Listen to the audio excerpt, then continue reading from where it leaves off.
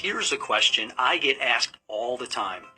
Why do so many wealthy people buy large amounts of life insurance when they clearly, or at least ostensibly, don't need it? The answer is simple. Wealthy people are usually pretty good at math.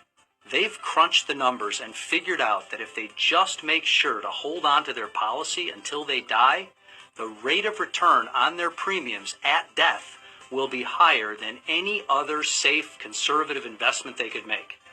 In fact, it'll even beat many of their more risky investments without having to take the risk. To them, it's just another asset class. Let's face it, every investment advisor on the planet always recommends diversification. As we all know, that means not putting all your eggs in one basket. You might own some stocks, but not all one stock. And not just stocks, but some bonds too. Perhaps some real estate, precious metals, commodities, maybe even some cash. And if it's all done right, given enough time, theoretically, by diversifying, the returns should be steadier. And given enough time, all should be fine in the long run. But what if you die earlier than you plan to? No one expects that to happen, and we certainly don't like to think about it. But it happens to people every day. Time, then, is a key component to the success of any financial plan. Investments need time to grow. Your portfolio is probably diversified to protect against a whole raft of risks, many of which will never come to pass. For example, some of us own gold as a hedge against a currency devaluation, which may or may not happen. But remember, death too is a risk to your portfolio and your plan for your family. But death is a certainty. Doesn't it make sense to diversify your portfolio against the possibility that you might die early?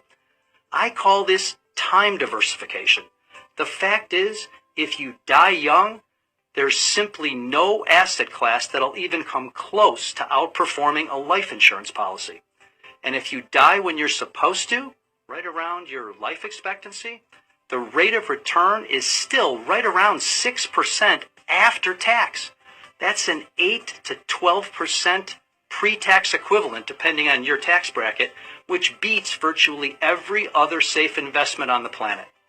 The best part is that unlike other types of financial instruments, life insurance doesn't need time to grow. For example, say you're age 55 and you buy a $1 million life insurance policy for, say, $10,000 a year. If you die next year, the $10,000 instantly turns into $1 million. Die in 3 years, $30,000 in premiums will have turned into $1 million tax-free. Die in 20 years, and you will have turned $200,000 in premiums into $1 million. In fact, it's almost impossible to fathom a scenario where you could live too long and turn it into a bad deal. So that begs the question, should you consider taking a small slice of your portfolio and diversifying into life insurance as an asset class? Now, that's up to you, but I know I did. Thanks for